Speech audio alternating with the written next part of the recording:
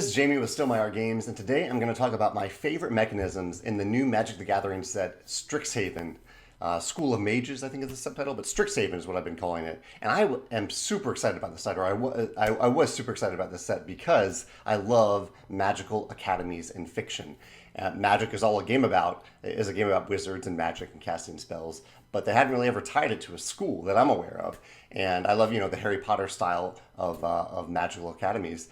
And so I was super, super excited to play this set, and it didn't let me down. I had a lot of fun playing my first two drafts of this set. I wanted to talk about the new mechanisms in the set, from ones that I appreciate to my most favorite. I have two that are really, really cool, specifically one mechanism that I think is really, really awesome. So the first, and I'm going to have Joe help me out with flashing some cards on the screen so you can read them. So the first is a Ward. So Ward is a little bit like Hexproof. Or actually, there's another keyword that I think is even more direct to this, but it's similar to Hexproof. And that Ward says, I'm looking at the waterfall area list over here. Whenever this creature becomes the target of a spell or ability an opponent controls, counter it unless that player pays a certain amount. In this case, 2 mana. Sometimes it can be a certain amount of life. It can be different things like that. But I like this. I like that it makes a creature harder to target, but not impossible to target if you want to take them down. Just a clever ability. Nothing super exciting, but clever. Then there's Magecraft. I like Magecraft a lot. It reminds me a little bit of Landfall. In that, in Landfall, whenever you play a land, something special happens. It triggers special abilities on cards. And Magecraft is about casting spells, specifically instants and sorceries. They trigger Magecraft. I have the clever Luminancer over here. Whenever you cast or copy an instant or sorcery spell, Clever Luminancer gets +2/+2 until end of turn. So it makes you feel even better about playing instants and sorceries, and it makes you think about the timing of when you play them so you can pump creatures like this. They're not all pumpable. I mean, it's a vast variety of Magecraft triggers and abilities. Or not triggers, but resulting benefits. But yeah, I think it's an interesting ability. It definitely ties thematically into a set about casting spells. And there are more instants and sorceries in this set than normal because of that theme. Now we're getting to my top two mechanisms. One isn't really a mechanism, but it's an addition that they made in this set that I think is really, really cool. And it is kind of a mechanism.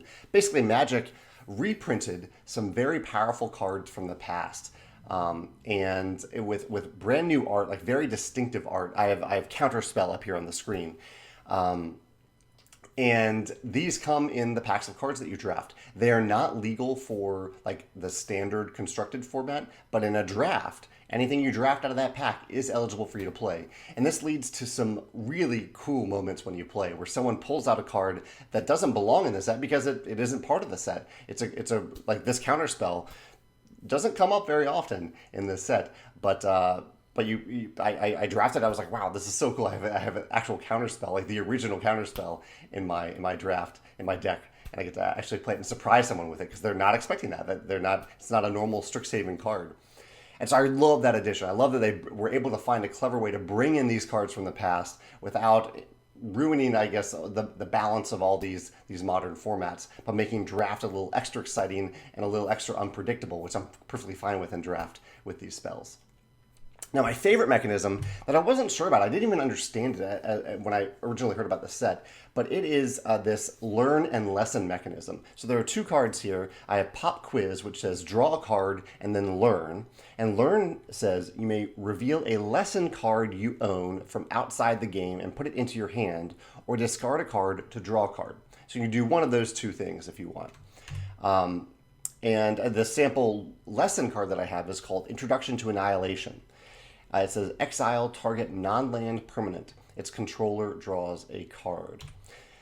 And so the combination of these two things, basically when you're drafting, you can draft these lesson cards that you can put into your deck like normal cards, or you can leave them in your sideboard. And then whenever you play a learn card, I actually never used the discard a card to draw a card ability part of it, option. I never used that. Instead, whenever you play a learn card, you are always able to look at your sideboard and pull one of those lesson cards into your hand. So it's like you're drawing the exact card that you want, as long as you have that in your sideboard. I found this incredibly versatile, incredibly helpful during the game because I had, I don't know, 6 or 7 lesson cards in my sideboard that maybe I could have put in the deck, but they weren't quite good. They were like situationally good. Like there was I had a 2/1 flying creature that was fine, but it was a little expensive. I had a spell that could destroy an artifact or enchantment, but I didn't know if my opponent was going to be playing artifacts, enchantments. So I had all these cards that were situationally good.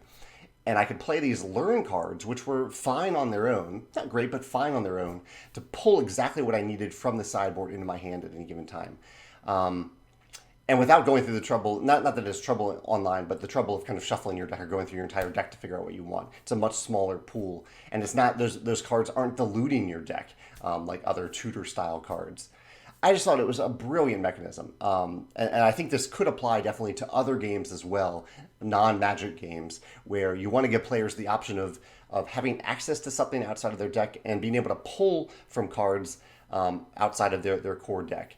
This could even lead to games where you have, or games where you traditionally just sit down and play the game, but to add an element of constructing something outside of the game if you want, optionally. And so you could have a deck outside of the game that you could spend time with. You could craft this deck. You could have fun doing that, and then play a learn style card to pull one of those cards into your deck.